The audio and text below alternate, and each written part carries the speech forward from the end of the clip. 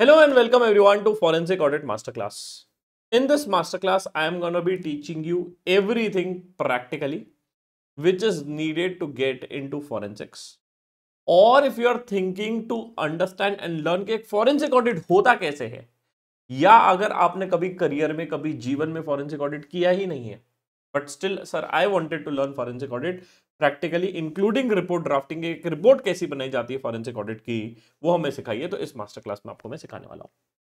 The course is going to be requiring lot of engagement in terms of data sharing, lot of things which are I am going to be sharing out here.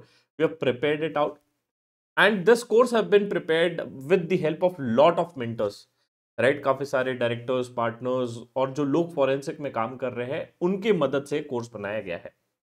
Now, I cannot bring them as a face in this course, reason being of a confidentiality. जब भी आप forensic में जाते हो तो सबसे पहला नियम, सबसे पहली चीज आपको दिमाग दिल कलेजे में उतार देना है, and that is what is called as a confidentiality. आप कभी भी किसी क्लाइंट का नाम ऐसे बोल नहीं सकते कि मैंने इस क्लाइंट का फॉरेंसिक ऑडिट किया, because lot of information need to be kept confidential. जब पीएनबी का स्कैम हुआ था, काफी सारे लोगों को नहीं पता है who is the forensic auditor, और काफी बार आप जब गूगल करोगे काफी सारी चीजों को तो आपको नहीं मिलेगा। कुछ रिपोर्ट्स आपको मिल सकती हैं जिसका आपको इंफॉर्मेशन मिलेगा।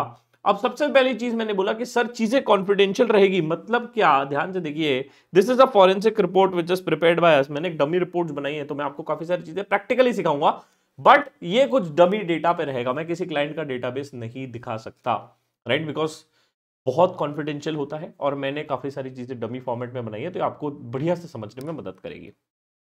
अब होता यह है कि जब भी हम किसी भी क्लाइंट का नाम लिखते हैं, तो हम लोग जब भी कोई रिपोर्ट बना रहे हैं, तो रिपोर्ट में in fact when you are gonna be doing a forensic audit, many a times you will not only know the name of a client. आपको नाम ही नहीं पता होगा कि मैं किस क्लाइंट का फॉरेंसिक ऑडिट कर रहा हूं। सर बट फॉरेंसिक ऑडिट होता क्या है, सिखाएंगे, समझाएंगे, सब कुछ बताएंगे। बट हाँ देखो, जैसे मैंने इधर लिख दिया project alpha, project beta, project gamma, project X, project Y, right, project marathon, कुछ भी आप लिख सकते हो। और इस तरीके से हम लोग क्या कर रहे हैं, कॉन्फिडेंशियलिटी बहुत ज्यादा इंपॉर्टेंट है। Sir sir sir sir sir ये फॉरेंसिक ऑडिट है क्या चीज, ये तो बताओ। देखो एक बड़ा सा छोटा सा एग्जांपल लेता हूं। मैं कहता हूं, क्या हर कंपनी चोर है? क्या हर कंपनी चोर है? बच्चा कहता है ना सर, हर कंपनी चोर नहीं है। हर कंपनी चोर नहीं है। अच्छा, क्या हर कंपनी चोरी कर सकती है क्या? ध्यान से सुनिए, क्या हर कंपनी चोरी कर सकती है क्या? हाँ जी सर, हर कंपनी चोरी कर सकती है। अच्छा, सबसे इंपॉर्टेंट सवाल, क्या हर कंपनी, और क्या वहां पे चोरी हो सकती है अगर कंपनी में प्रॉपर कंट्रोल्स है फिर भी? मतलब company has implemented the proper controls, proper maker checker है। थोड़ा सा जार्गन वर्ड्स में धीरे धीरे यूज करते जाऊंगा, तो आपको थोड़ा सा दिमाग में डालना है। Maker checker, I hope you know, right? एक इंसान बना रहा है और दूसरा इंसान चेक कर रहा है। तो क्या कंट्रोल होने के बावजूद भी फ्रॉड हो सकता है, गलतियां हो सकती है, चीजें गलत हो सकती है? बच्चा कहता है हाँ सर गलत हो सकता है। मतलब कि आप ये देखिए, कंट्रोल लगाने के बावजूद भी कुछ चीजें गड़बड़ हो रही है। And what we are gonna be doing in a forensic audit, हम फॉरेंसिक ऑडिट में क्या करने वाले हैं पहले समझते हैं। ये नोट्स आपको एलएमएस में मिल जाएंगे, राइट? आप जहां पे देख रहे हैं वहां पे आप एलएमएस में ऊपर जाके वहां पे डाउनलोड का ऑप्शन आएगा। नोट्स को डाउनलोड करेंगे और प्रिंट रखेंगे और अपने पास रखेंगे। This is gonna be really helpful for you guys. अब ध्यान से देखते हैं फॉरेंसिक ऑडिट होता क्या है, समझते हैं। A forensic audit is an in depth examination of financial records to detect fraud. सबसे इंपॉर्टेंट चीज कि आपको फ्रॉड ढूंढना है। जब भी हम फॉरेंसिक कहते हैं ना, तो भैया दिमाग में सबसे पहला चीज आता है फ्रॉड की। भैया आपको फ्रॉड ढूंढना है।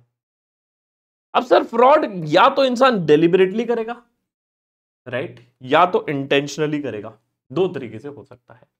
तो मेरे को सबसे पहले ढूंढना है कि भैया क्या वो इंसान ने कुछ फ्रॉड किया है क्या? क्या पीएनबी में फ्रॉड हुआ था? क्या नीरव मोदी ने चोरी किया था?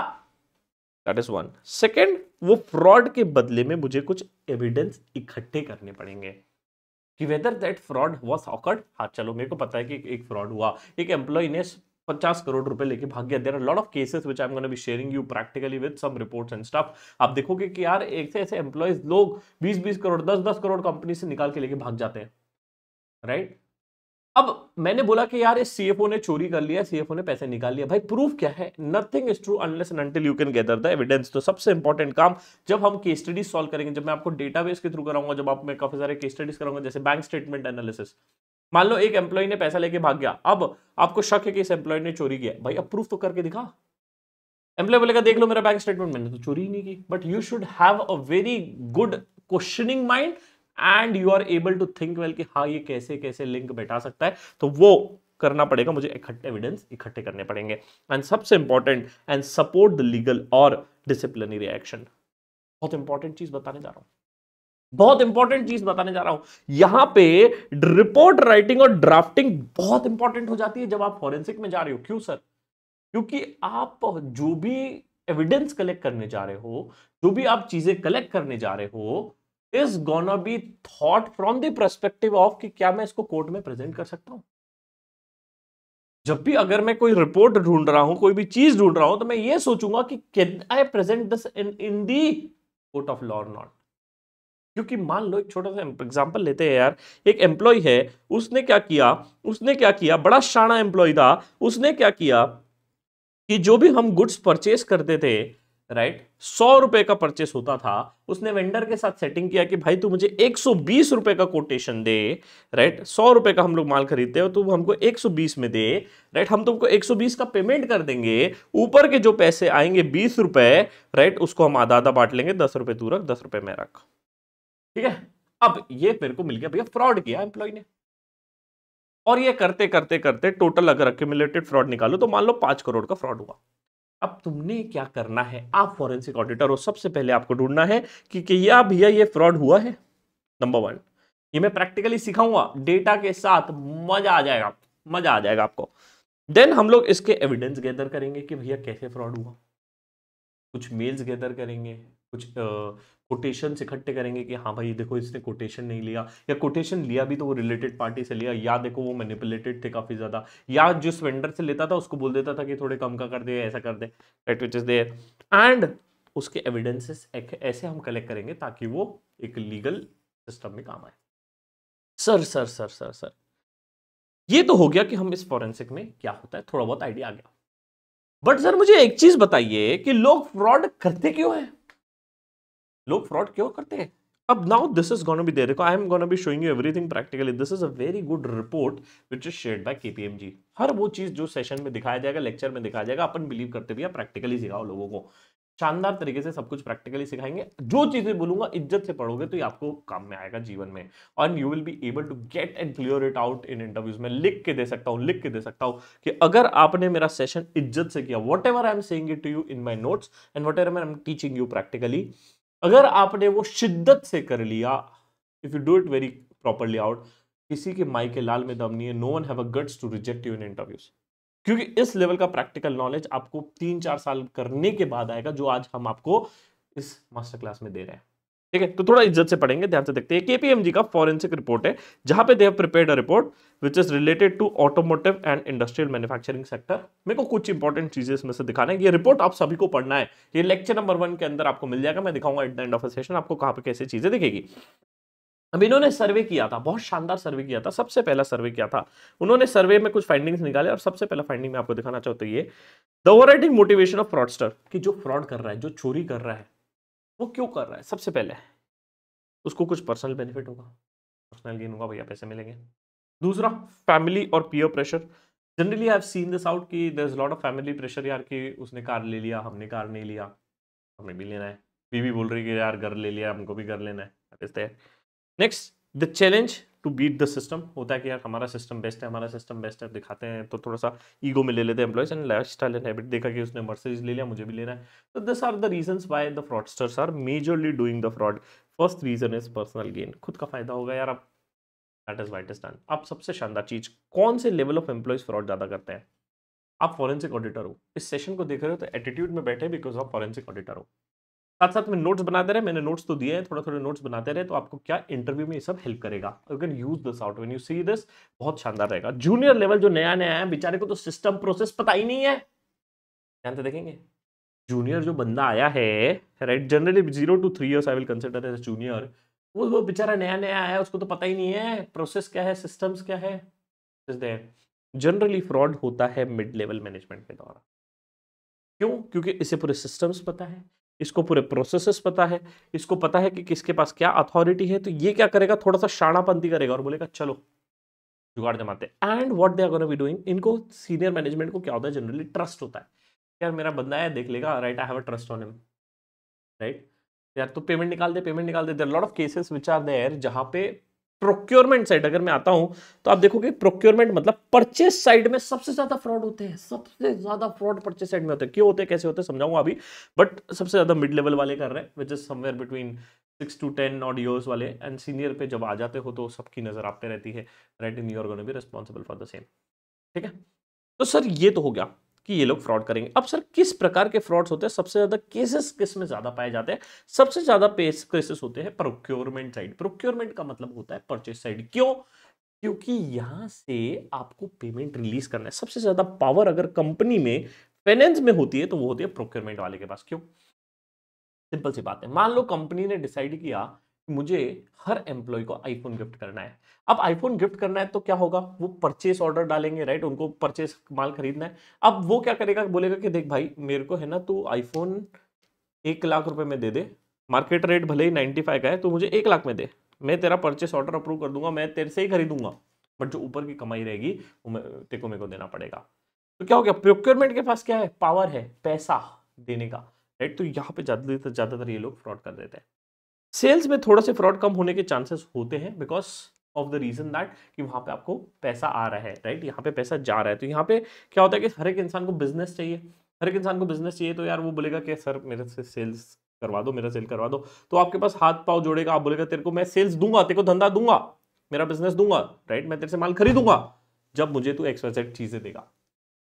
एंड इन फैक्ट जब आप इतने सारा फ्रॉड और फॉरेंसिक देखोगे, you will sometimes feel when we discuss it out, we generally feel it out that कि there are much more fraud in the private companies और सेक्टर्स, वहां पे ज्यादा फ्रॉड्स है भाई, काफी बार ऐसा फील होता है हमको, अदर देन द गवर्नमेंट। तो ये चीज आपको समझ में आएगी। तो सेल्स साइड थोड़े से कम फ्रॉड रहेंगे, फिर डीलरशिप एंड मार्केटिंग में थोड़े कम, एंड अदर ऑपरेशनल एरियाज में कम। तो सबसे ज्यादा फ्रॉड्स कहाँ पे होते हैं, प्रोक्योरमेंट। इंटरव्यू में पूछेंगे ऑन विच एरियाज और which side the highest amount of fraud happens, procurement side सबसे ज्यादा फ्रॉड्स होते हैं। सर अब देखो सर, सिंपल सी चीज है, हम लोग क्या कर रहे हैं, हम लोग फॉरेंसिक ऑडिटर है, हमारा काम क्या है? देखो फॉरेंसिक ऑडिटर का 3 काम है। सबसे पहला फ्रॉड को ढूंढना, चलो सर फ्रॉड ढूंढा, फिर करेंगे एविडेंस को गैदर, ये 3 चीजें ध्यान में रखेंगे, ये बहुत काम आएगा आपको। सबसे पहले फ्रॉड को ढूंढेंगे, फिर एविडेंस को इकट्ठे करना है। सर चलो मैंने फ्रॉड ढूंढ लिया, फिर एविडेंस भी इकट्ठे कर लिया कि देखो भाई इसने ये मेल था, इसका मेल ट्रेल है, इसका ये बैंक स्टेटमेंट है, ये देखो सर इसने इतना इतना चोरी किया है, पकड़ लिया पकड़ लिया पकड़ लिया। अब एविडेंस को इकट्ठे करके क्या करेंगे, अब जैसे एविडेंस इकट्ठा हुआ क्या होगा, एक्शन क्या होगा वो समझते हैं। तो मेजर्स टेकन बाय मैनेजमेंट, ध्यान से समझिए, पूरा फॉरेंसिक ऑडिट आपको एकदम छोटे में शानदार तरीके से समझा दिया।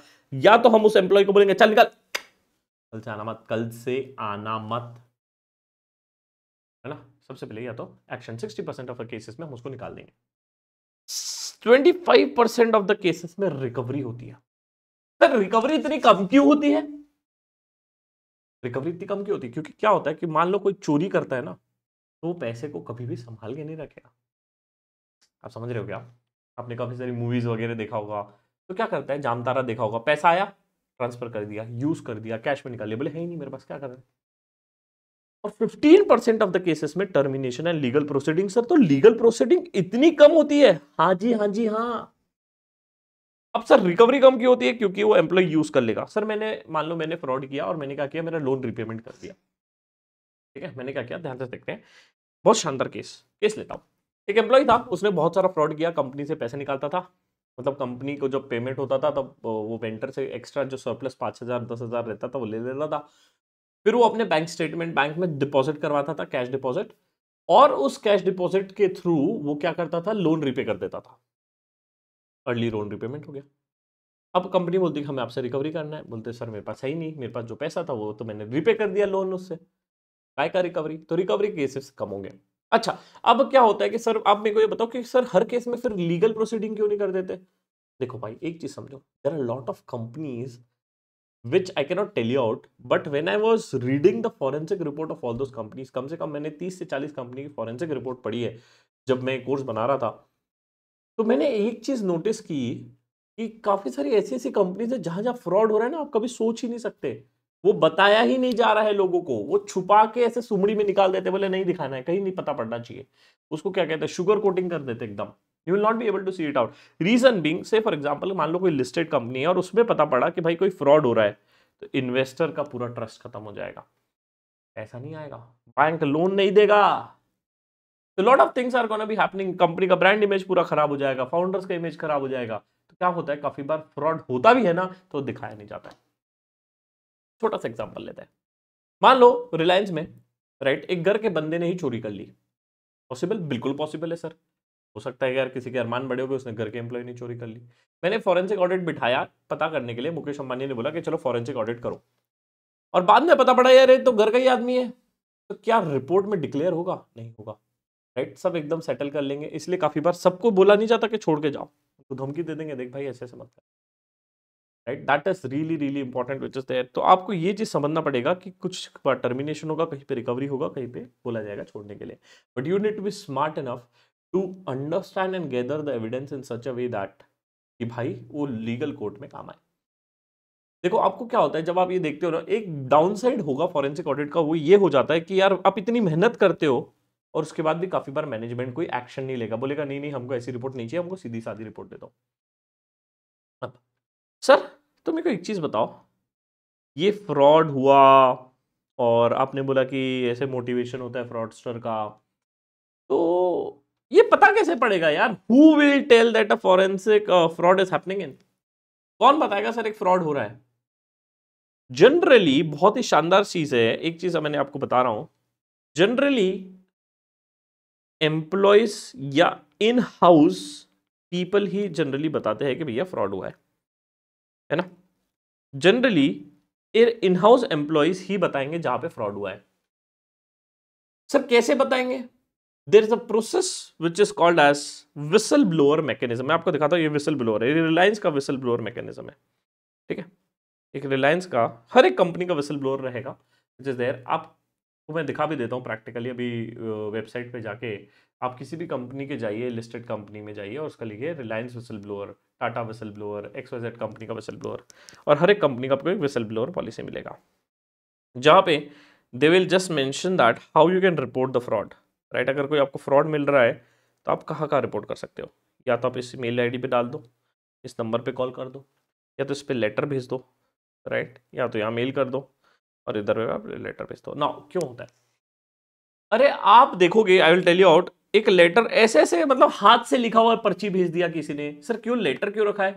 अरे भाई ताकि कोई ट्रेस ना कर सके, राइट। और काफी बार क्या होता है जब कोई विसल ब्लोअर करना चाहता है ना, तो वो अपना एड्रेस ही नहीं लिखता है, क्योंकि उसको पता पड़ जाएगा, वो ट्रेस कर लेगा कि यार ये एम्प्लॉय ने फ्रॉड ढूंढा है या इसको पता है कि फ्रॉड हो रहा है। अब जैसे मान लो शिवम पलन ने बताया कि यार रिलायंस में फ्रॉड हो रहा है, तो पकड़ लेंगे शिवम पलन को, बताओ कहाँ फ्रॉड हुआ, तुमने ये कर लिया, जिस फ्रॉडस्टर के हाथ में चिट्ठी लग गई। तो जब भी जो फ्रॉड कंप्लेन करता है ना, वो पूरी कोशिश करता है कि भाई पता ना पड़े। अब जनरली क्यों एम्प्लॉय करेगा? या तो देखो मुझे पता पड़ा कि यार रोहन करके एक बंदा है मेरी कंपनी में, वो फ्रॉड कर रहा है, वो कंपनी से पैसे चोरी कर रहा है। मैं बोला रोहन देख यार तू मेरे को पैसे दे दे, नहीं तो मैं बता दूंगा तेरा फ्रॉड, मैं पैसे नहीं दूंगा। मैं बोला भाई देख मेरे को नहीं मिल रहा है तो उसको भी नहीं मिलेगा, तो मैंने जाके कंप्लेन कर दी। That is one. सेकंड, ऐसा भी हो सकता है कि यार पहले मैं और रोहन फ्रॉड करते थे और बाद में जाके पता पड़ा कि यार रोहन ने ना खुद ही पूरे पैसे मार लिया, मेरे को पैसे नहीं दिया, मेरा ईगो हर्ट हो गया, मैंने बोल दिया कि देखो भाई रोहन फ्रॉड करता है, आप उस पर फॉरेंसिक ऑडिट बिठाओ। एक केस हो गया। तीसरा, यार मैं बड़ा ईमानदार ऑनेस्ट एम्प्लॉय हूं, मेरे को पता पड़ा फ्रॉड हो रहा है, मैंने कंप्लेन कर दिया। That is there. देखो बाहर वाले को तो कैसे पता पड़ेगा यार फ्रॉड हो रहा है? प्रैक्टिकली बाहर वाला इंसान नहीं रहता है, रहता अंदर वाला ही है। अंदर वाले को पता रहता है कि भैया दाल में कुछ काला है, and that is only the places where this fraud is gonna be happening, और तभी उनको पता पड़ेगा। तो हर एक कंपनी का इस तरीके से आपको देखो एक विसल ब्लोअर पॉलिसी मिलेगा, जहां पे वो रहता ही है, रखना ही पड़ता है, विच इज देयर, राइट। और काफी बार जब लिस्टेड कंपनी है तो उनको तो रिस्पॉन्सिबिलिटी भी हो जाता है कि they have to reply to the whatever the fraud and the things which are coming in, right. एक सड़ा सा मेल भी हो सकता है किसी ईमेल आईडी से, या तो कोई किसी ने ऐसे चिट्ठी भी भेज दी हाथ से लिखी हुई, वो भी रह सकती है। एंड इनफैक्ट मैं आपको दिखाता हूँ in upcoming part of our session, जब हम एक क्या कहते हैं फॉरेंसिक ऑडिट पे हम लोग केस स्टडी सॉल्व करेंगे, राइट। तो उसमें what I have done is मैंने एक what I have done, I have just incorporated one of the whistle blower letter, उसके थ्रू हम लोग एक केस स्टडी सॉल्व करने वाले हैं, जो मैं अभी आपको दिखाता हूँ एक, है ना। तो this is what a letter which is gonna be there, एक केस स्टडी हम आगे सॉल्व करेंगे। तो एक विसल ब्लोअर लेटर है, राइट। वो बोलता है कि dear management I am writing this letter for the concern employee of XYZ company, पूरा डाला हुआ है। और एंड में फिर वो लिखता है कि आई एम ऑनेस्ट एम्प्लॉय, और वो आइडेंटिटी छुपा के रखता है, राइट। तो तो that is there, that generally people keep it out, एक कॉन्फिडेंशियल रहेगा कि यार ताकि पकड़ के मेरे को बाद में ये लोग मजे ना ले ले. That is one. Second thing which I wanted to show it to you is this, where you will be just Google पे आप जाके लिख सकते हो, कुछ भी आप लिख सकते हो, जैसे कि जिस कंपनी का आपको विसल ब्लोअर चाहिए आप लिख दीजिए, कि जैसे Reliance whistle blower, right, Tata का चाहिए तो टाटा का लिख दो, है ना, Tata Motors whistle blower policy, तो आपको जैसे जाओगे तो हर एक कंपनी का आपको दिख जाएगा, you will be able to see it out, है ना, जो भी पॉलिसी है, किसी को कंसर्न रेस करना है क्या है, राइट, यहाँ पे आप भेज सकते हो, कॉल कर सकते हो, which is there, this is the address, right, सबका रहेगा, every listed company we have to keep it out, that is there, right. Third, अब जैसे ही कोर्सेज में जाओगे देखो काफ़ी सारा आपको सेक्शन वाइज डिवाइडेड मिलेगा, जो फाइल रहेगा जैसे रहेगा आपको जाके डाउनलोड कर सकते हो, right. We have created in a very structured manner, MCQs भी आपको मिल जाएंगे, राइट. अब ये तो कोर्स जब मैं रिकॉर्ड कर रहा हूँ तो पूरा कंप्लीट नहीं हुआ है, but yes you will be able to find out lot of reports, right. Report writing is there, case study on bank statements, case study on employee vendor, case study on misappropriation of fraud, right. तो जैसे पहले miss जाओगे यहाँ पे मिल जाएगा, और यहाँ पे ऊपर मैं डाल दूंगा download the files which are there in the lecture. ठीक है, चलो कमिंग बैक. तो सर मेरे को एक चीज समझ में आ गया कि भैया सबसे पहला मुझे कॉन्फिडेंशियलिटी रखना है. मैं प्रोजेक्ट में काफी बार नाम भी नहीं देता हूं कि मैं किस क्लाइंट का फॉरेंसिक ऑडिट कर रहा हूं, तो it's gonna be keeping very strictly and confidential which is there, काफी ज्यादा कॉन्फिडेंशियलिटी मेंटेन होगा. अब सर ये बात समझ में आ गई कि फॉरेंसिक ऑडिट में सब में कॉन्फिडेंशियलिटी लग रहा हूं, बट आप जब एक फॉरेंसिक ऑडिट रिपोर्ट ड्राफ्ट करोगे तो सबसे पहले आप कुछ कुछ जगह जैसे आप पब्लिकली अनाउंस हो जाता है, मीडिया वाले डाल देते हैं, राइट, कि इंडिया इंडसइंड बैंक का Grant Thornton taps Grant Thornton for fraud checks in accounting case and sources says, है ना. तो काफी बार आपको ऐसे इस तरीके की आपको न्यूज मिल जाएगी जब आप देखोगे, राइट. कोई मेजर फ्रॉड सिनेरियोज आपको दिखेगा, जैसे I don't know how many of heard of IndusInd bank का फ्रॉड व्हिच इज देयर, तो इसके लिए जीटी को हायर किया, अब पब्लिकली आ गया है तो ठीक है, बट जनरली एकदम हिडन रहेगा व्हिच इज देयर. अब सबसे पहली चीज सर, कि अब ये फॉरेंसिक ऑडिट में स्कोप ऑफ वर्क क्या रहेगा ऑडिटर का, और कौन फॉरेंसिक ऑडिटर बन सकता है, सबसे पहले ये समझते हैं. सर फॉरेंसिक ऑडिटर कौन कौन बन सकता है, सबसे पहले मेरे को ये समझाना जरूरी है, फिर हम समझेंगे स्कोप ऑफ वर्क क्या होता है, और फिर हर एक बिग फोर, हर एक बड़ी कंपनीज फॉरेंसिक ऑडिट क्यों करती है और कैसे करती है. तो फॉरेंसिक ऑडिटर यार एक चार्टर्ड अकाउंटेंट बन सकता है, एक कंपनी सेक्रेटरी बन सकता है, एक सीएमए बन सकता है, एक सीपीए बन सकता है, एक एमबीए फाइनेंस बन सकता है, एक ऐसा इंसान जिसको स्टार्ट ऑडिट का नॉलेज है वो बन सकता है, ऐसा नॉलेज जो फ्रॉड इन्वेस्टिगेशन कर सकता है. अगर आप सर्टिफिकेशन कोर्सेज का देख रहे हैं तो सीएफई एक सर्टिफिकेशन काफी अच्छा कोर्स है, you can just think of it. Then there is CFF that is certified in financial forensics, then there is CIA, then there is CISA, then this institute का course है, Institute Forensic Accounting and Fraud Detection, FAFD का certification course है. तो ये basic चीज़ें which is there, skills and knowledge पे मैं बाद में आऊँगा, तो इसके ये सब लोग कर सकते हैं. कोई ऐसा ग्राउंड रियलिटी नहीं है कि जहाँ पे आपको दिखेगा कि हाँ यार ये फॉरेंसिक ऑडिटर यही होगा. इनफैक्ट जब आप देखोगे तो काफी बार जब बिग फोर के जो पार्टनर्स होते हैं और काफी सारी फर्म्स के जो पार्टनर्स होते हैं वो सीएस नहीं होते हैं. दे मेनी और times you will find out 10 out of 1 is news reporter guy, right, वो भी रह सकता है. In fact that is also what I have seen it out which is there. अब सबसे मजेदार चीज मैं आपको ये बताना चाहता हूँ कि जब भी फॉरेंसिक ऑडिट हो रहा है तो हर एक ऑडिटर को अपना एक स्कोप ऑफ वर्क डिफाइन करना पड़ता है, and based on that scope of work आप पैसा चार्ज करोगे क्लाइंट को. That is really important. And when you are gonna be drafting that fees, अभी मैं आपको जब फीस का दिखाऊंगा ना, आप बोलोगे कि क्या लेवल का सोचते हैं और ये लोग कैसे ड्राफ्टिंग करते हैं, आपको समझना बहुत जरूरी है. So now let us understand कि how does the scope of a work of an audit is defined here when you're going to be going into forensic. देखते क्या कहता है. The scope of work is set in appendix 1 to an engagement letter is summarized below. तो engagement letter एक पूरा बनता है, मैंने एक छोटे में समराइज किया है ताकि आपको एक प्रैक्टिकल अंडरस्टैंडिंग मिले हर वो चीज का. ठीक है. Understanding of the matter. Gather in-depth understanding of the background of a company and representatives. Understand relevant process and personal roles and responsibilities. Review of HR file of the suspect. अब ये depending on the case and the matter ये और define कर सकते हैं. We can just change it out as and when it is needed. Then transaction review and analytical procedure. आप क्या क्या रिव्यू करोगे, क्या क्या प्रोसीजर रहेगा, और हर एक चीज के बेसिस पे आप देखोगे कि भैया पूरा बिलिंग बनेगा. हर एक चीज के बेसिस पे पूरा बिलिंग बनेगा. अभी मैं इस पे आऊंगा कि कैसे बिलिंग बनेगा, बट अभी आपको बता रहा हूं. देन अब मेरे को क्या क्या करना है. Conduct and review of a financial record, bank book, statement, payable files, vendors etcetera नहीं लिखोगे. हर एक चीज डिफाइंड रहेगा भाई, क्योंकि यहाँ पे क्या है, जब भी आप फ्रॉड ढूंढ रहे हो तो it's gonna be involving lot of your time and efforts it's gonna be there, right. और यहाँ पे आप हर एक चीज टाइमलाइन बेसिस पे रखोगे कि हाँ this is what is gonna be there. अगर आपने इतने टाइम में मुझे डेटाबेस नहीं दिया तो I am gonna be charging you some additional money also. That is there. Right, assess anomalies transactions for potential fraud by the suspect, identify mechanism of potentially fraudulent transaction with the supporting evidence, identify beneficiary of a fraudulent transaction based on the available information, assess the financial impact of the suspect of the fraud company. तो ये सब मेरा transaction review analysis का procedure है. ESI ये बहुत important है, ये बहुत ग्रोइंग है. अब एक मजेदार चीज आपको बताना चाहता हूं. आप अब अगर हमेशा नोटिस करोगे तो फॉरेंसिक ऑडिट जो है वो छोटी फर्म्स नहीं कर पाती. Smaller firms will not be able to do forensic audit. क्या आप बात कर रहे हो सर? छोटी सी फर्म्स, छोटी आपको फर्म्स नहीं दिखेगी. That is one.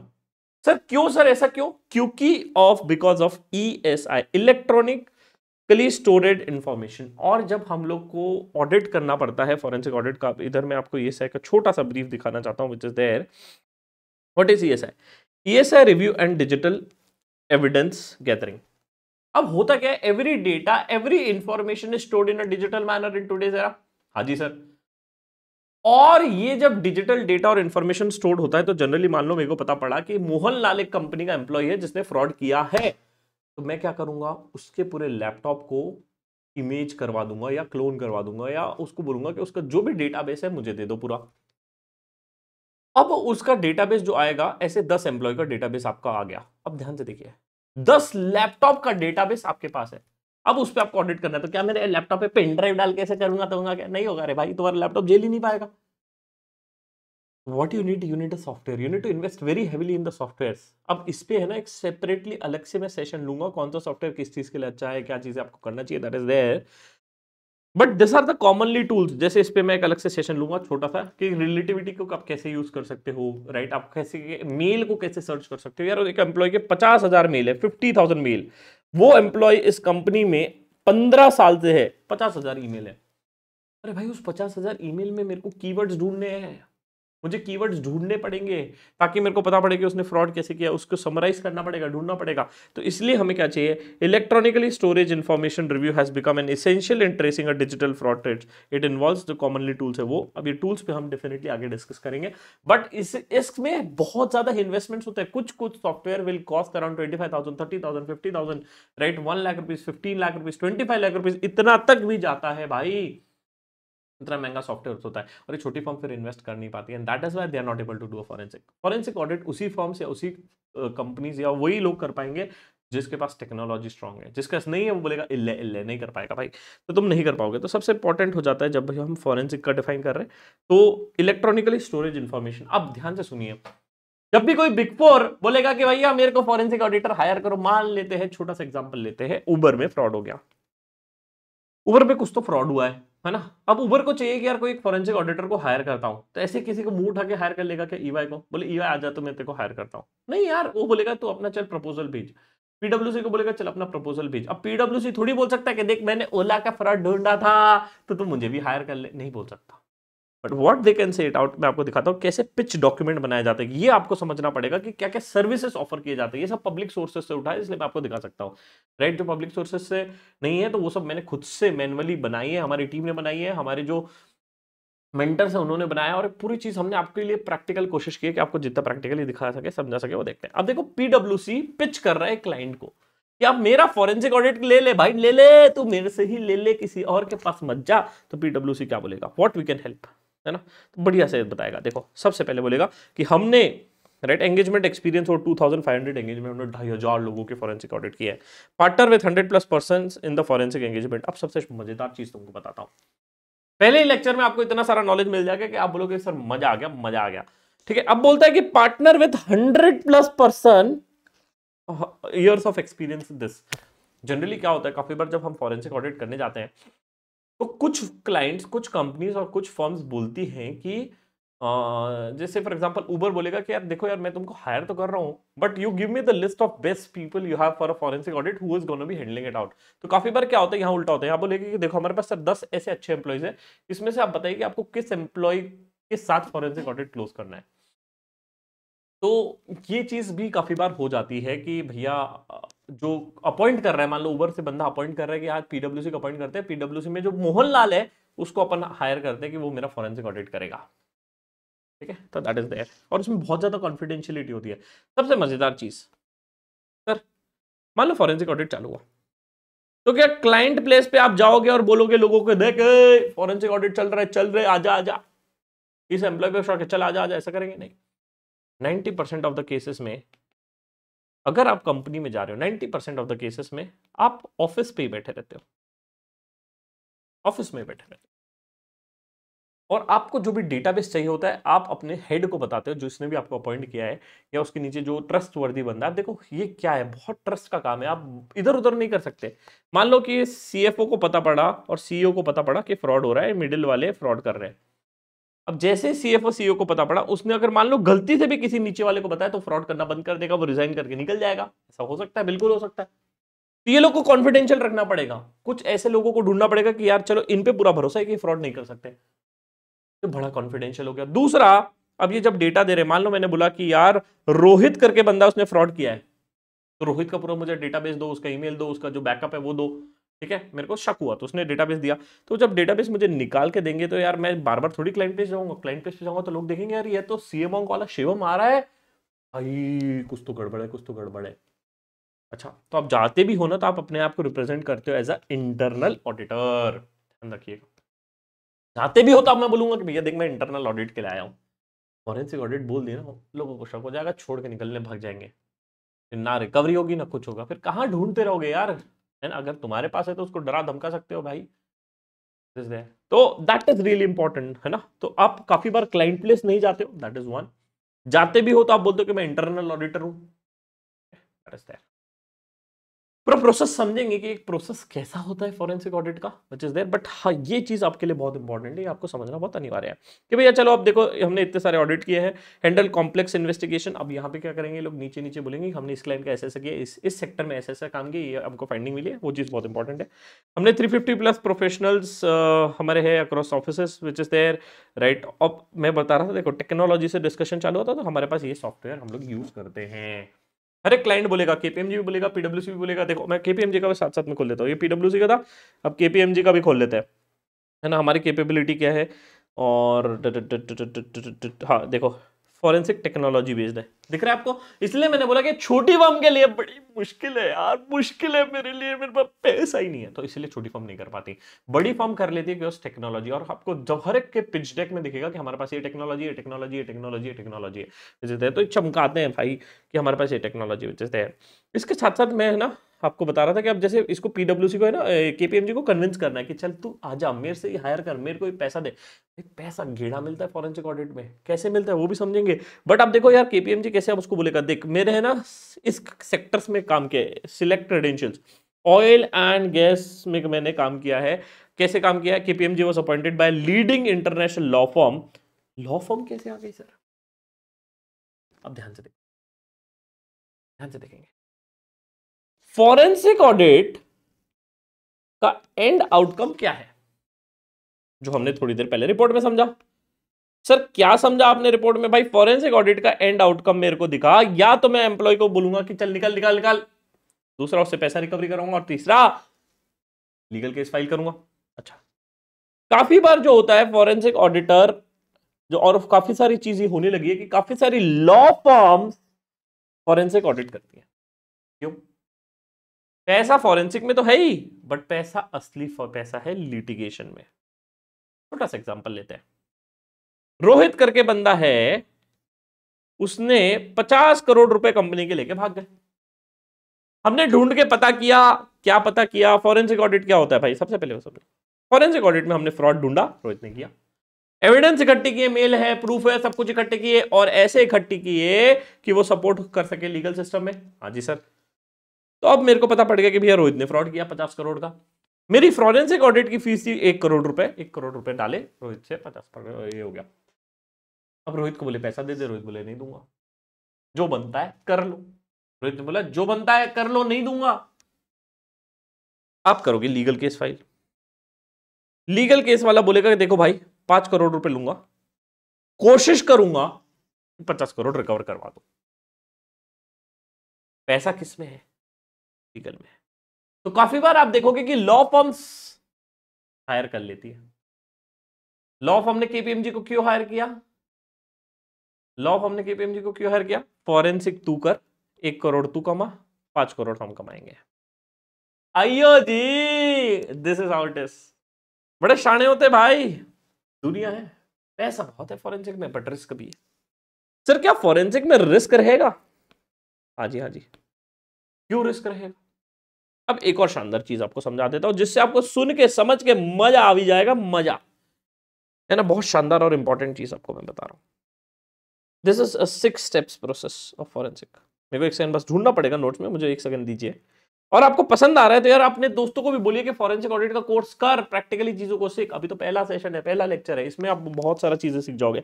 आगे का जब सेशन आएगा ना, तो उसमें आप देखोगे कि भैया ये कैसे होता है, वो कैसे होता है, हर एक चीज आपको प्रैक्टिकली सिखाऊंगा मैं। कोशिश पूरी वही रहेगी कि आप हर चीज प्रैक्टिकली सीख के जाओ यहाँ से। ठीक है, एक सेकंड दीजिए, मेरे को है ना बहुत इंपॉर्टेंट चीज आपको दिखाना था, वो मैं दिखा रहा हूँ। सबसे पहला ये है ना,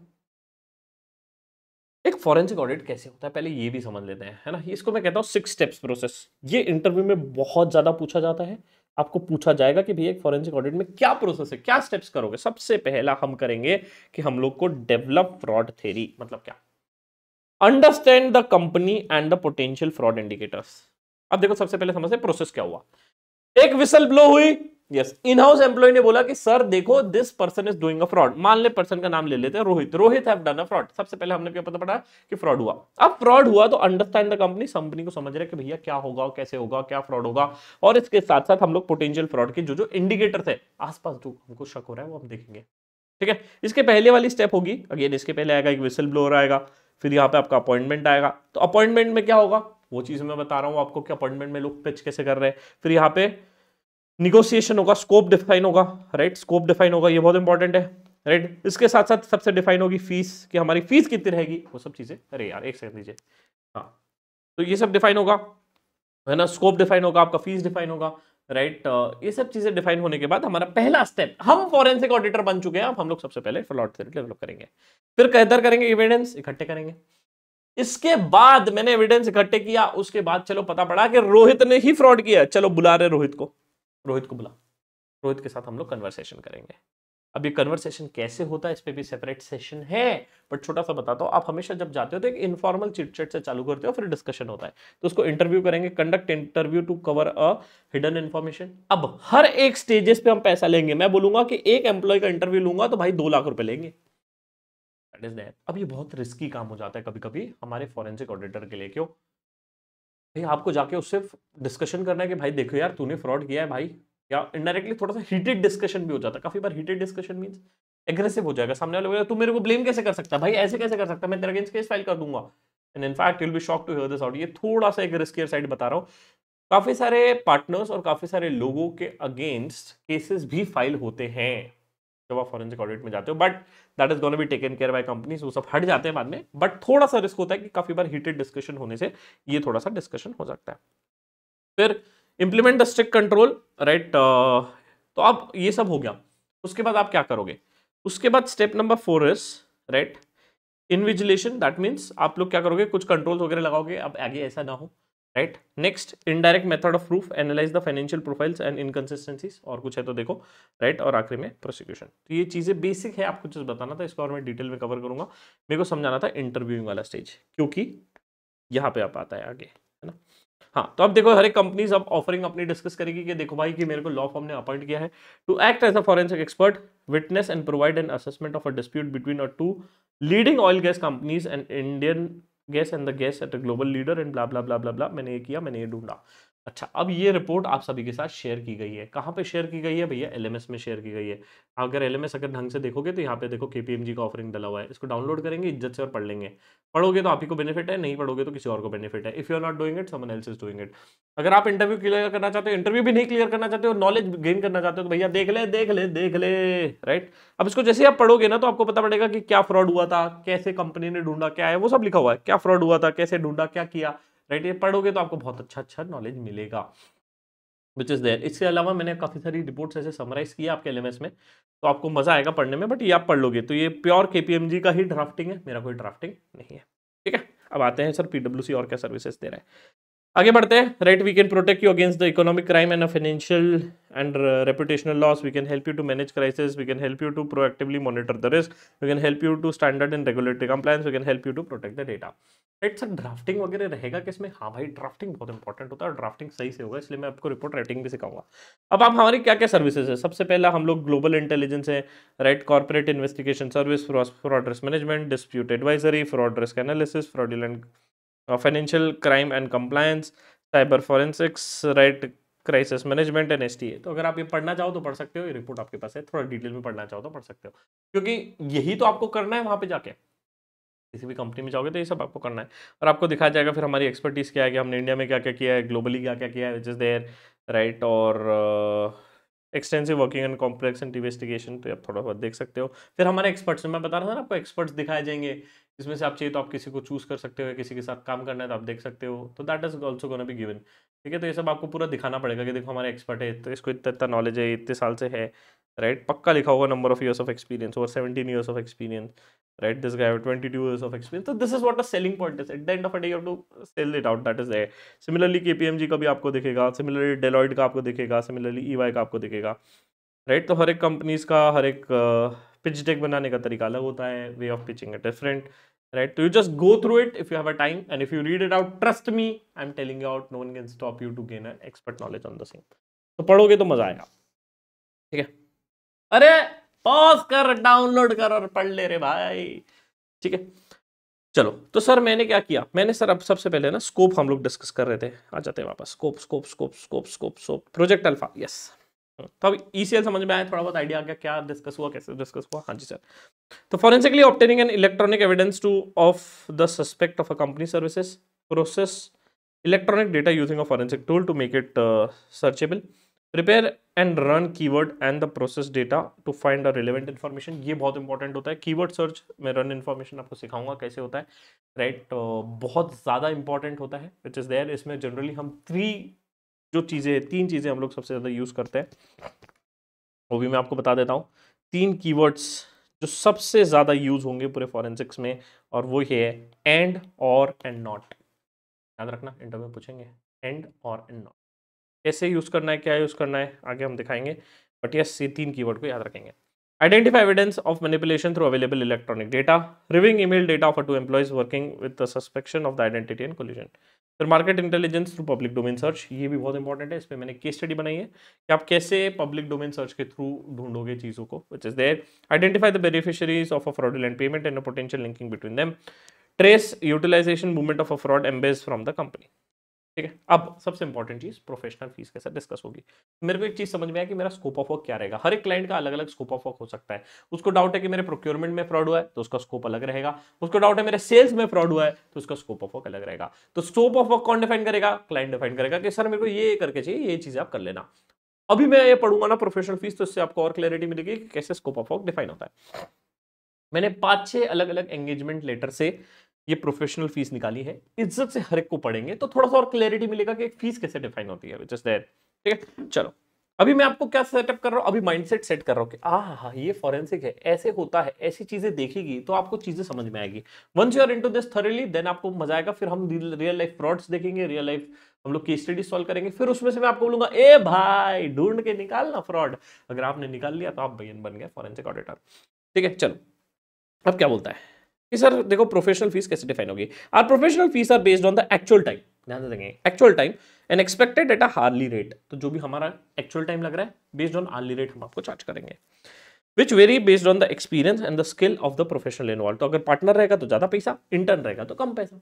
जनरली इंटर्न नहीं हायर होते फॉरेंसिक्स में, बिकॉज काफी ज्यादा कॉन्फिडेंशियलिटी मेंटेन करना होता है, राइट, और थोड़ा सा प्रेशर भी रहता है काफी बार, which is there. The actual time spend depend on the factors such as ability of concerned employee, access to a relevant document, quality of information provided and level of cooperation in providing a necessary documents। ये 4 चीजों पे depend करेगा। Interview में पूछेंगे बेटा बताओ on what factors we should define the fees for the client। Interview में answer कर पाएंगे हम लोग? हाँ जी सर, राइट। तो आपको बोलना है सर कि किस तरीके के एम्प्लॉइज है, किस तरीके का डेटा मिल रहा है, क्वालिटी ऑफ इन्फॉर्मेशन वो हमको दे रहे हैं, और लेवल ऑफ कॉपरेशन जो हो रहा है उस पर। आप ध्यान से देखते आगे। If you face a difficulties in obtaining the information or encounter any delays beyond the control of a CMO, मतलब मैं नहीं कर पा रहा हूँ, मान लो CMO का ऑडिटिंग फर्म है, राइट, जो फॉरेंसिक ऑडिट करने जा रही है, we will inform you promptly, हम तुरंत बताएंगे आपको. Such should such delays result in overruns, we will notify you and mutually agree upon additional fees. और डिले किया, डेटा नहीं दिया, हमको तंग किया, एडिशनल फीस चार्ज कर लेंगे. Below or indicated professional fees for a common investigation procedures. This may change depending on the scope of work and any procedures not listed will be discussed and agreed upon by case by case. सबसे पहला understanding background of a case and the basis of allegation. तो सबसे पहले case भी समझने आएंगे, तो भाई हमारा ब्लेंडेड रेट है 3,800 रुपए, उसको हम चार्ज करेंगे. Status updating and reporting included in blended वही रेट रहेगा. सैंपल रिव्यू डॉक्यूमेंट यही रहेगा. फाइलिंग इंक्वायरीज इतना भी रहेगा. तो ब्लेंडेड रेट में वो चार्ज हो रहा है. ठीक है. नेक्स्ट, ये इंपॉर्टेंट है, imagining and review of ESL using keyword search. ESL क्या होता है, मैंने अभी बताया था ऊपर, ये देखो, इलेक्ट्रॉनिकली स्टोर्ड इन्फॉर्मेशन. तो अगर हम कोई सॉफ्टवेयर यूज करेंगे, टूल यूज करेंगे, और हम लोग चार्ज करेंगे 1,20,000 पर वेंडर पे, अलग कंपनी अलग अलग रहेगा, जैसे है ना, मतलब हर एक बिग फोर का अलग अलग तरीका होता है डिफाइन करने का. This is one of the way I am showing it to you. Imagining and reviewing laptop, है ना, इमेजिंग एंड रिव्यूइंग. इमेजिंग मतलब क्या होता है, ध्यान से समझेंगे. मैंने बोला कि रोहित ने फ्रॉड किया, तो रोहित का पूरा लैपटॉप कॉपी कर, रोहित का पूरा ईमेल कॉपी कर, तो उसको पूरा इमेजिंग कर लेंगे. और काफी बार क्या होता है कि किसी एम्प्लॉयज का, कंपनी का फोन है, तो उसको इमेजिंग कर लेंगे पूरा, मतलब क्या, क्लोन कर लेंगे, देख लेंगे कि भाई जो कर रहा है वो दिखते रहे हमको. Imaging and reviewing a laptop desktop using search word. तो एक इंसान के पूरे लैपटॉप को ढूंढना, फ्रॉड निकालना, मोटा मोटी ढूंढना, उसका 2,15,000 पर डिवाइस हम लेंगे. देर काफी बार क्या होता है, बड़ी शानदार चीज बताता हूँ. When you are gonna be doing an forensic audit, आपने मान लो कोई क्लाइंट का चालू किया, मान लो क्लाइंट है उबर, राइट. उबर का जैसे आपने फॉरेंसिक ऑडिट कर लिया ना, तो आपके कंप्यूटर से, डेटाबेस से पूरा डेटा डिलीट करवा देंगे कंपनी. डेटा रखने नहीं देंगे, ना रिपोर्ट भी रखने देंगे, कुछ नहीं रखने देंगे. दूसरा, काफी बार आपको बोलेंगे कि चलो सर ये लैपटॉप है, इसी लैपटॉप पे आप फॉरेंसिक ऑडिट कर सकते हो. पेन ड्राइव वेंडर तो कभी कुछ चलेगा ही नहीं. और इनफैक्ट आपको बोलेंगे कि फॉरेंसिक ऑडिट करना है तो ऑफिस में आके कर, ये लैपटॉप वहीं पे चलेगा. कुछ सॉफ्टवेयर सिर्फ उन्हीं लैपटॉप पे रखिएगा जो ऑफिस में अवेलेबल है, आप घर भी नहीं लेके आ सकते. बट हाँ, आपको बहुत मजा आएगा जब आप फ्रॉड देखते हो. आई डोंट नो, हमने पे बहुत सूट्स, अगर आपने सूट्स देखा है ना, मजा आएगा. सूट्स में कैसा होता है कि हम लोग कोई केस कर रहे हैं, इन्वेस्टिगेशन कर रहे हैं, बाद में लिटिगेशन हो रहा है, बस उसी प्रकार से चलेगा. मजा आएगा आपको. फ्रॉड ढूंढना एकदम अलग माइंडसेट, सोचना पड़ता है. एक डाउन साइड है फॉरेंसिक का कि थोड़ा सा रिस्ट्रिक्टेड प्रोफाइल है, राइट, थोड़ा सा रिस्ट्रिक्टेड प्रोफाइल है. काफी लोग जो इंटरनल ऑडिट करके फॉरेंसिक में आते हैं, तो उनको थोड़ा सा एक एज ये होता है कि बाद में अगर एग्जिट लेना है तो वो बाद में फिर से इंटरनल ऑडिट में जा सकते हैं. फॉरेंसिक में आ गए तो इंटरनल ऑडिट में जा सकते हैं, बट थोड़ा टफ हो जाता है. बट यस, मजा बहुत आएगा. तो जिसको फ्रॉड ढूंढने में मजा आता है, बहुत मजा आएगा फिर आपको, यू विल एंजॉय इट. फिर imaging and reviewing handle devices using research of keywords, 81,000 हम लेंगे पर डिवाइस. ये इंटरव्यू को बता रहा था, याद है, इंटरव्यू के लिए हम लोग करेंगे, right. Discussion interview with the witness, 75,000 पर इंटरव्यू और discussion. Interview with the subject employees और एलिगेटेड vendors, 1,50,000 per interview, including preparation and documents which is there. Firms also need to send a team for the selected profile. ये मैंने बताया कि they will give a choice to the companies कि हम ये profile दे रहे हैं. Out of pocket expense of course अलग से चार्ज करेंगे. ड्यूज एंड स्टैट ड्यूज, वो टैक्सेस अलग से रहेगा. और एडिशनली हम 3% और चार्ज करेंगे for printing and all this. तो एक तरीका ये हो गया. Second way, I just wanted to show you, our professional fees is based on the actual time expenses at hourly basis, which are in turn based upon the experience and the skill of a professional involved at this stage. अच्छा, काफी बार पता है क्या होता है, कुछ forensic audit में भी ये होता है कि वो बोलते हैं कि हमें 5 साल के ऊपर वाले एम्प्लॉय चाहिए, या हमें आप फ्रेशर्स मत भेजो. यार आधा टाइम तो उनको सिखाने में चला जाएगा आपका, फिर आप हमारे इसमें बिलिंग बढ़ा दोगे. क्लाइंट भी शाना है. आपने बोला बेटा हार्ली बेसिस, वो मजे लिया. उसने बोला कि नहीं भाई, तुम अब फिर किसी भी फ्रेशर को मेरे को नहीं भेजोगे. जितने भी लोग मेरे फॉरेंसिक ऑडिट में आएंगे, कम से कम 3 साल एक्सपीरियंस चाहिए. नहीं तो फिर आप बोलोगे उसको साले को वीलुकअप ही लगाते नहीं आ रहा है, और मैं बैठ के मेरे आप आर्ली बिलिंग बढ़ाते जा रहे हो. क्लाइंट भी शाना है भाई, क्लाइंट भी शाना है, राइट. आप तो this type of decisions are taken when you are gonna be going at the top level, right. ये सब डिसीजंस लिए जाते हैं, राइट, कि आप टॉप लेवल पे जा रहे हो तो आपको भी स्मार्ट बनना पड़ेगा. तो सब चीजें मैं आपको बता रहा हूँ. Which are in turn based upon the experience and the skills of the professional involved. At the stage, based on the understanding and the scope of work, subject to assumptions and limitations mentioned earlier, our fixed fees for the assignment will be. अब देखो professional fees उसने बोल दिया pure 95 lakh rupees, ठीक है, normally है. फिर out of pocket उसने बोल दिया. अब इसमें काफी बार क्या होता है कि डिफाइन भी किया जाता है कि जो डेटा कहाँ रहेगा, वो भी बहुत इंपॉर्टेंट हो जाता है. ये चीज आप समझिए कि कब बोलेगा कि it is assume that all the data will be electronically format और in the daily office of DFL, जहां पे आपका है ऑफिस, तो मतलब डीएफएल की प्रॉपर्टीज में रहेगा या यहाँ पे रहेगा, तो डिफाइन कर लेते हैं हम लोग. अब एक चीज आपने नोटिस नहीं करना है, बहुत सारे फॉरेंसिक ऑडिट केसेस में 90 to 95 almost every forensic audit case में हम लोग फीस पहले ले लेते हैं 75% on the signing of engagement letter. You know why? क्योंकि बाद में कल जाके क्लाइंट बोला कि नहीं यार मेरे को तो पता था कि यार ये हमारा रिश्तेदार ने ही फ्रॉड किया है, अब छोड़ दो यार, उसको छोड़ दो, अब रिपोर्ट मत दो सर, हमारे को नहीं करवाना फॉरेंसिक ऑडिट। बीच में 90% काफी बार बीच में बोल देते कि यार अब समझ में आ गया कि फ्रॉड किसने किया है। आपने मान लो 4 एम्प्लॉयज को पकड़ा और फिर बाद में आपने ही मांडवली कर लिया, बोले कि नहीं यार चल ये इन्वॉल्व है तो मैं इससे पैसे ले लेता हूँ। काफी बार ऐसा भी हो जाता है। तो lot of things are gonna be there. तो भाई देखो हम ऑडिटर है, हम लोग फॉरेंसिक ऑडिट कर रहे हैं, हमें कमाना है पैसा, तो हम लोग बोलेंगे भाई 75% on signing, 25% on draft of report. जब रिपोर्ट दूंगा तब। एक और केस आपको नीचे दिखाता हूँ, यहाँ पे अलग टर्म्स ऑफ पेमेंट रहेगा, राइट? एक से नीचे होगा ना, हाँ, तो यहाँ पे भी अलग टर्म्स ऑफ पेमेंट रहेगा which is there where it says that 60% advance on the signing of engagement, 30% on submission of a report and 10% on the final report submission. देखो तो हर एक जगह हम लोग कोशिश कर रहे हैं कि जितना एडवांस गीत सके ना पहले ही ले लो, क्योंकि इनका कोई भरोसा नहीं भाई, कल जाके फ्रॉड खुद के एम्प्लॉय नहीं निकला पर पहचान वाला निकला तो बोलेंगे रिपोर्ट नहीं करवाना, छोड़ दो हमको। राइट? हमारा काम क्या है? हमको रिपोर्ट देना है भाई, आगे तुमको लीगल करना है नहीं करना है वो सब तुम्हारे ऊपर है भाई, है ना? ऐसे हम लोग आपको रिपोर्ट बता देंगे, हम लोग बता देंगे ये प्रूफ है, ये ऐसा है, आप देखिए उसके आगे एक्शन क्या लेना है वो मैनेजमेंट डिसाइड करेगा। That is something which is really important. In addition to the professional fees, अच्छा ये वाला हो गया। हाँ, in addition to the professional fees ये 3.5 एडिशनल लेंगे। अब ये क्या बोलता है, ये बहुत इंपॉर्टेंट है। It is assume that all the information required for the work will be available in the machine readable format. बहुत इंपॉर्टेंट, रीडेबल फॉर्मेट में रहेगा, मशीन में आप हमें दोगे, कोई भी डेटा आप हमें ऐसे हार्ड कॉपी में नहीं दोगे, नहीं तो फिर आप बोलोगे कि हमने मैनिपुलेट किया है, हमने ये चेंज किया है। नहीं, तो electronic format, this includes bank statements, right? आप हमको बैंक स्टेटमेंट्स इलेक्ट्रिक फॉर्मेट में दोगे।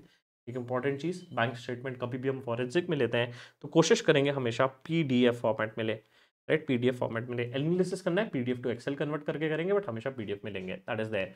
इंटरव्यूज के केस स्टडीज में आपको काफी बार क्या बोलेगी company, this is a bank statement, PDF लीजिए, इससे आप मेरे को जो एनालिसिस करके दिखा सकते हैं दिखा दीजिए, मैं आपको करवाऊंगा, इसका एक केस स्टडी है, बट हाँ ये बहुत इंपॉर्टेंट है, तो पीडीएफ फॉर्मेट में रहेगा। कस्टमर और vendor data, books of accounts and general ledger, bank reconciliation, underlying documents such as records may be required during the course of engagement.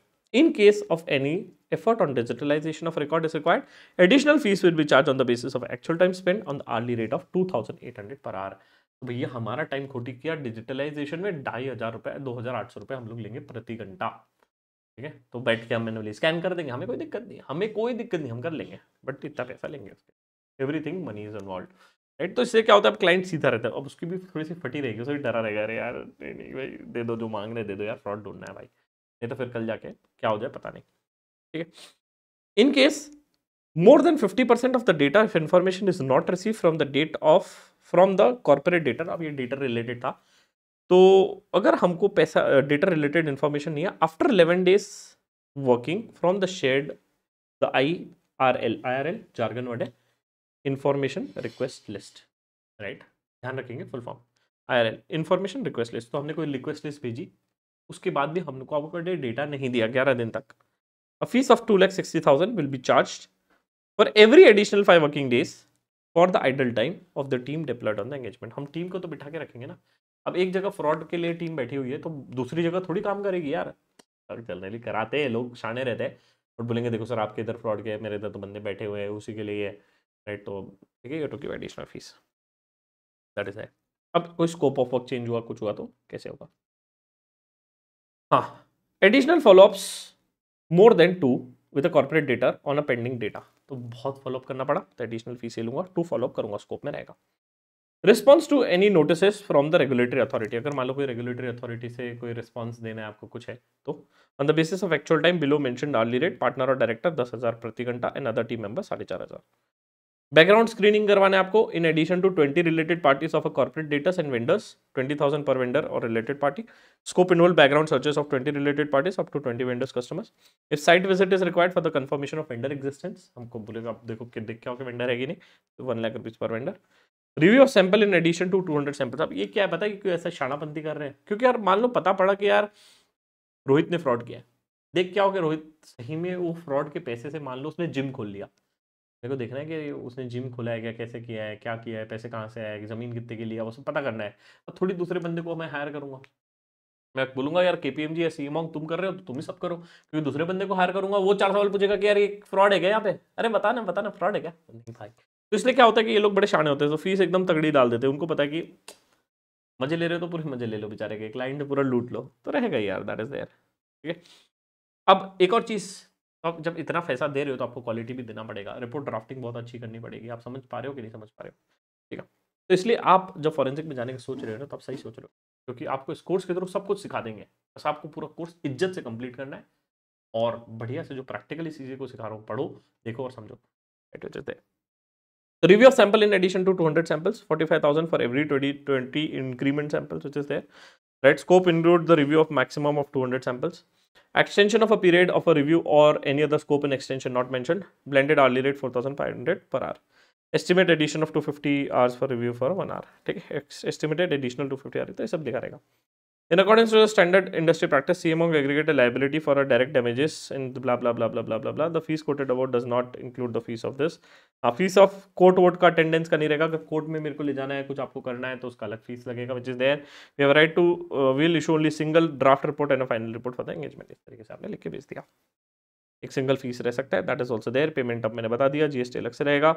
Right, no expense, no express liability और sorry, no express limitation on our liability under request for proposal. However, in accordance with the standard industry practice, CMO aggregate liability for the damages shall be limited to the one time of the total fee pays to us. इससे ज़्यादा हमारा अगर कोई loss हुआ तो इतना हम देंगे, उसके ऊपर नहीं रहेगा। ठीक है, अब इसमें ये भी डाल देते कि हमारे हमने आपको कुछ भेजा तो उसके बाद आपको 4 वीक में सब कुछ कंप्लीट करना है। Estimate that the review can be completed within 4 week from the date of receiving the requested data. तो ये सब आप डिफाइन कर सकते हो। ठीक है, तो मैंने क्या किया, मैंने समझा कि भाई जब फॉरेंसिक ऑडिट हो रहा है तो मैं थोड़ा सा स्मार्ट प्ले कर रहा हूँ, कुछ इस तरह। सर, तो अब सवाल ये आता है कि फॉरेंसिक ऑडिट जो है उसका जरूरत क्या है, क्यों करा रहे हैं फॉरेंसिक ऑडिट? इंटरनल ऑडिट भी तो हो रहा है, स्टैट ऑडिट भी तो हो रहा है, एफडीटी भी हो रहा है, तीनों में डिफरेंस क्या है? What is the difference between all this three? Difference बताओ। तो सर मैं बता रहा था कि हमें फॉरेंसिक ऑडिट क्यों करवा रहे हैं यार। सबसे पहला सिंपल से बात है कि to detect and prove the financial fraud. Right, मैं तीनों में डिफरेंस समझाऊंगा, फॉरेंसिक, स्टार्ट, इंटरनल और ये सब में। राइट, आपको बड़ा सा समझाऊंगा, डोंट वरी। हमें डिटेक्ट करना है, प्रूव करना है फाइनेंशियल फ्रॉड क्या है, वो है। दूसरा, to investigate a whistle blower complain. अब कंप्लेन आ गई है विसल ब्लोअर की, तो देखना तो पड़ेगा, या तो हमें कोई प्रूफ करना है कि फाइनेंशियल फ्रॉड नहीं हुआ है, इरेगुलरिटीज नहीं हुआ है। अब काफी बार क्या होता है, इन्वेस्टर्स को भी डाउट हो जाता है कि यार देखिए फ्रॉड तो नहीं हो रहा है, मैंने पैसे तो दे दिए, राइट, तो फ्रॉड तो नहीं है वो। To trace the misuse of funds, assess and accounting manipulation, तो वो भी हमको देखने के लिए देखना पड़ता है। टू सपोर्ट लीगल एक्शन, को लीगल एक्शन हुआ है उसके लिए, या रेगुलेटरी रिपोर्टिंग और डिसिप्लिनरी एक्शन, और to prevent a risk from improving the internal controls. तो ये सब चीज़ों के लिए हम लोग फ्रॉड करते हैं। सबसे इंपॉर्टेंट चीज़ है ये, तीनों चारों में डिफरेंस क्या है, ये समझ में आ गया तो आपको फॉरेंसिक में और इंटरेस्ट जाग जाएगा। छोटी सी कहानी बताऊंगा जिससे बेसिक डिफरेंस समझ में आएगा। तो मैं एक जगह काम कर रहा था, तो मेरा सीनियर आके मुझे बोलता है कि Shivam you have to be very careful because the audit is gonna be getting start. तो मैं पूछता हूँ यार बताओ क्यों मुझे केयरफुल रहना पड़ेगा, और कौन से ऑडिट आने वाले हैं? बोले 3 ऑडिटर आएंगे आपके पास, फॉरेंसिक ऑडिटर, स्टार्ट ऑडिटर और इंटरनल ऑडिटर। मैं पूछा बताओ किसको क्या डेटा देना है? तो कहता है कि यार स्टार्ट ऑडिटर जो आएगा ना, तो तेरी जो एक्सेल फाइल है वो खोलना, उसको कंट्रोल भी करना, उससे पीडीएफ निकलेगी और पीडीएफ स्टार्ट ऑडिटर को दे देना। क्यों? कि देखो स्टार्ट ऑडिटर को यार ओपिनियन लेना है हमको, और ओपिनियन क्लियर आना चाहिए, तो उसको थोड़ा बिजी रखो। ड्यू डेट आएगा, डेट कट ऑफ डेट आएगा, तब तक वो बिजी रहेगा, और एट द एंड हमारा सेटलमेंट होके वो बोल देगा कि चलो भाई क्लीन रिपोर्ट दे दो, खत्म। ठीक है, that is one. Internal auditor में पूछा इंटरनल ऑडिटर को क्या दूं, बताओ क्या डेटा दूं इंटरनल ऑडिटर आया तो मेरा मैनेजर कहता है कि यार आप इंटरनल ऑडिटर आएगा तो आप उसको जो एक्सेल फाइल है वो दे देना। मैं बोला क्यों? क्योंकि यार इंटरनल ऑडिटर वैल्यू ऐड करेगा आपके प्रोसेसेस में, कंट्रोल में, बिजनेस में। बोला अच्छा, तो उसको दे देते हैं भैया। तो बोला फॉरेंसिक ऑडिटर आएगा तो उसको क्या देना पड़ेगा? बोले कुछ नहीं देना, फॉरेंसिक ऑडिटर आएगा तो। बोले क्या बात कर रहे हो, क्यों? क्योंकि फॉरेंसिक ऑडिटर आएगा वो मेरा लैपटॉप लेके चला जाएगा, मतलब क्या, वो पूरा डेटा लेके चला जाएगा, उसको कुछ देने का जरूरत नहीं है, उसको सब कुछ अपने आप ही मिल जाएगा।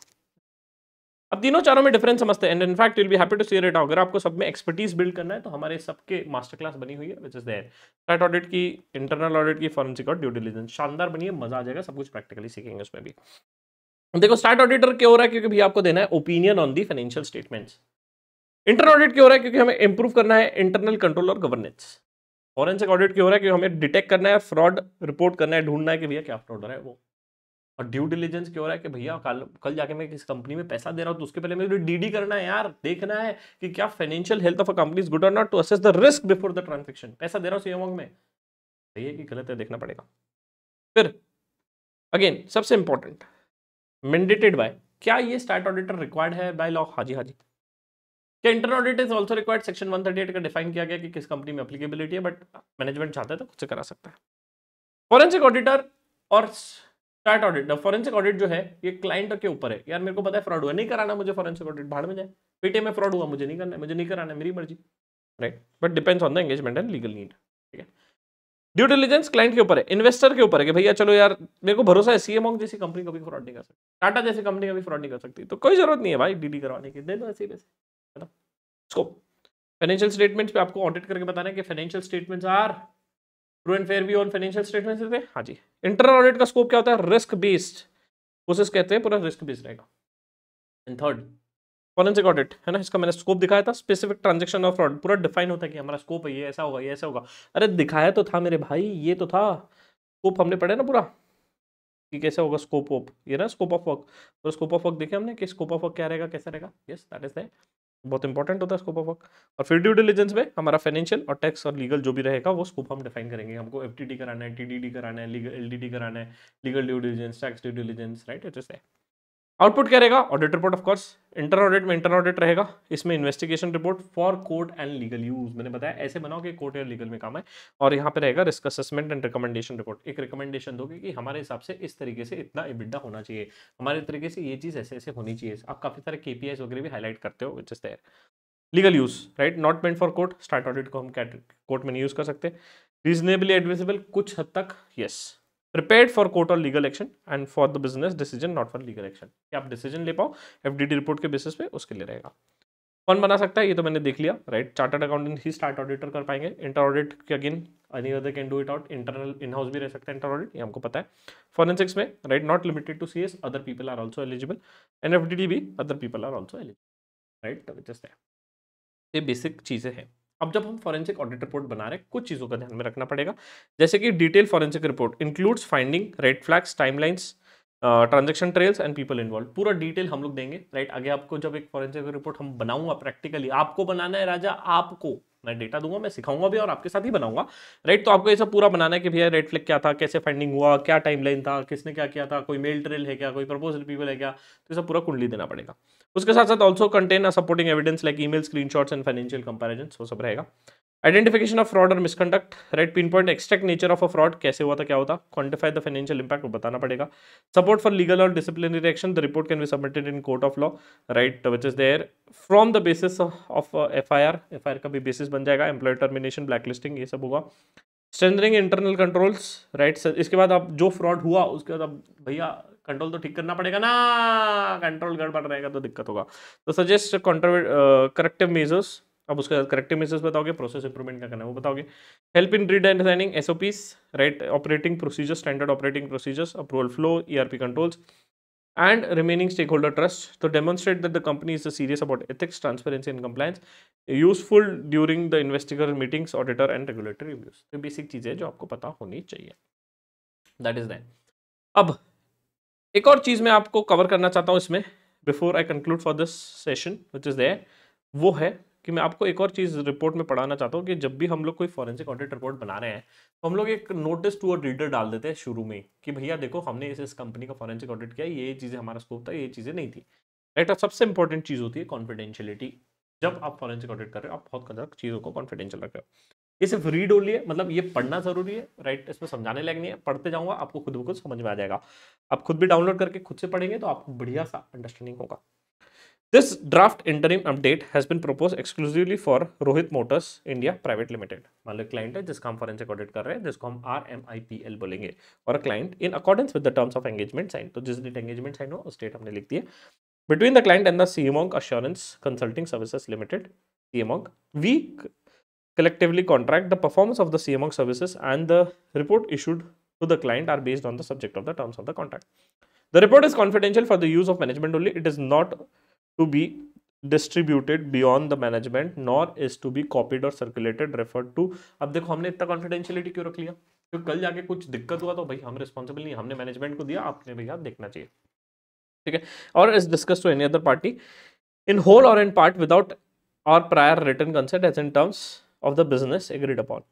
The report sets the forth or views based on the completeness and the accuracy of the fact stated to the CMO, जितना आपने बताया उसके बेसिस पे हमने बनाया है, and any assumptions that were involved If any of the fact and assumptions are not complete or accurate, it is imperatively that we be informed accordingly. अगर हमने कोई चीज छोड़ी है तो आप हमें बता दीजिए. as the inaccuracy or incompleteness thereof could have been a material effect on our conclusion. तो आप हमें बता देना. While performing the work, we have assumed that the authority of all the documents or the information referred or provided, we have not independently verified the correctness of authenticity of the same. आपने जो दिया वो हमने मान लिया कि भैया सब सही है ना, वो सब हम चेक करने नहीं बैठे. We have not performed an audit and do not express an opinion. Audit नहीं है ये, और ओपिनियन नहीं दे रहे, और ओपिनियन जस्ट राइट ऑडिटर के पास जो हमारे पास मारा, or any other form of assurance. Further comments in our report are not intended or should not be interpreted as a legal advice or opinion. हमें opinion नहीं दे रहे, हम सिर्फ report बना के दिया. In accordance with the policy, CMONC advises that neither it has or any partner, director, employees there undertakes any responsibility arising in any whatsoever to the person other than Rohit Motors. Thus, in respect of the matters dealt in the report, in accordance including any errors or omission therein arising through a negligence or otherwise, however so caused. In connections with our report or any part of, CMONC does not owe duty of care whether in contract nor in tort of state otherwise in person or a party at the report of blah blah blah blah blah. Right. तो in short हमने पूरा हमारा define कर लिया. Right, हमारा ये है, हम लोग रिस्पॉन्सिबल नहीं है, कल जाके आप हमको मत बोलना कि ये होगा तो. राइट, अब सबसे इंपॉर्टेंट सेंटेंस मुझे ये लगा, by reading a report the reader of the report shall deemed to have accepted the terms mention above. आपने पढ़ लिया मतलब आपने हमारे टर्म्स एक्सेप्ट कर लिए. लिखित में लेते नहीं रहेंगे हमने, आपने पढ़ लिया तो आप मेंटेन कर रहे हो, सब चीजें हम अज्यूम कर रहे हैं. तो ये चीजें बेसिक है. जब भी आप फॉरेंसिक कर रहे हो या स्टार्ट कर रहे हो तो थोड़ा सा आपको बेसिक नॉलेज होना जरूरी है कि what is forensic, how we are gonna be doing it, what all things are important. वो सब चीज़ें मैंने कवर करने की कोशिश की. अब जो भी फाइल इंपॉर्टेंट है जो सेशन 1 में डलेगी वो यहाँ पे आपको दिख जाएगी. राइट, जैसे कि ये ऑक्यूपेशनल रिपोर्ट, ये सब चीज़ें भी मैं आगे के इसमें कवर करूँगा. जो भी लेक्चर्स रहेंगे वो यहाँ पे आपको दिखते जाएंगे, और जो भी रिपोर्ट वगैरह रहेगी वो सब चीज़ें आपको यहाँ पे दिख जाएगी.